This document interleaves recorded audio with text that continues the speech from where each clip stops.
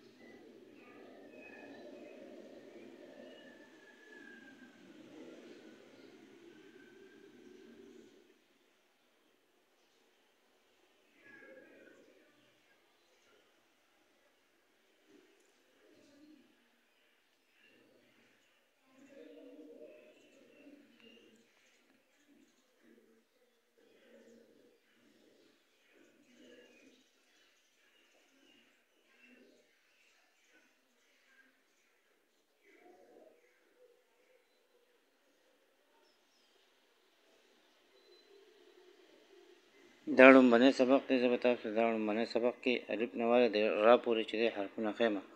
د عربۍ ژبې حرفونه چې دی هغه ټول 28 حرفونه دي. څو دي؟ 28 حرفونه دي.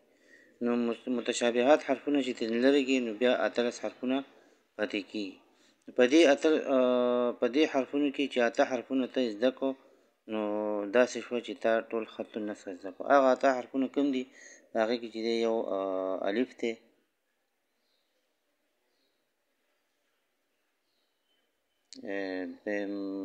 با ده، دریم چې دی جیم دی،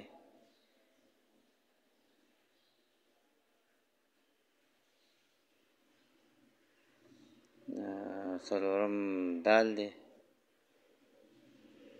پنځم را ده، شپږم چې دی سین دی، اووم صاد دی،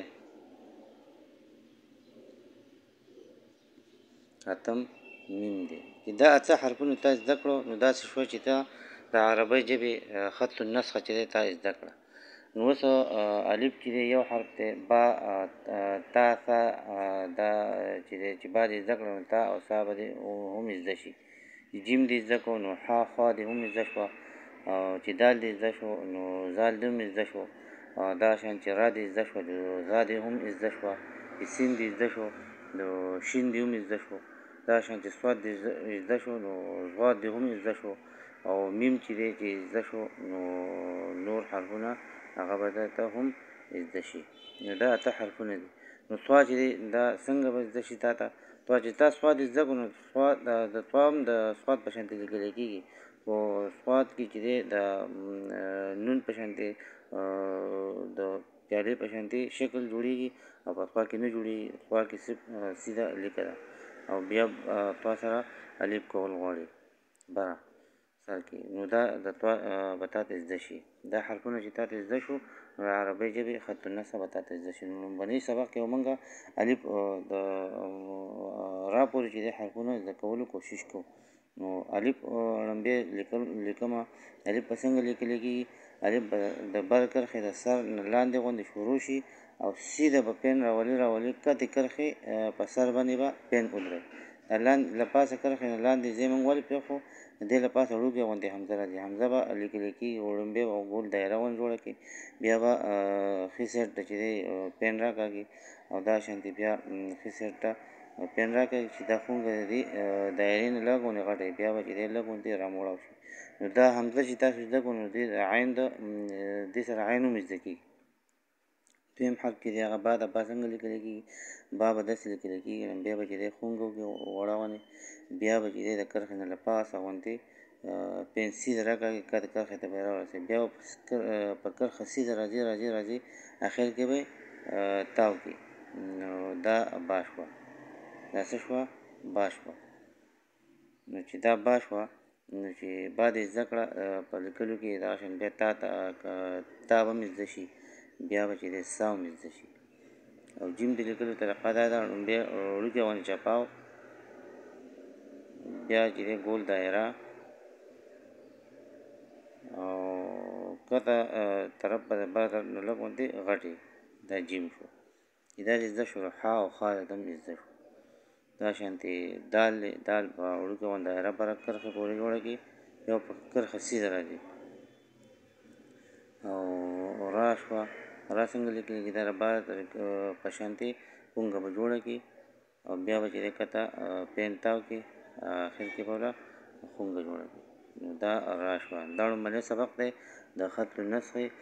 په دې کوشش وکړئ نو تاسو به خط النسخ زده شي. واخر دعوانا الحمد لله رب العالمين.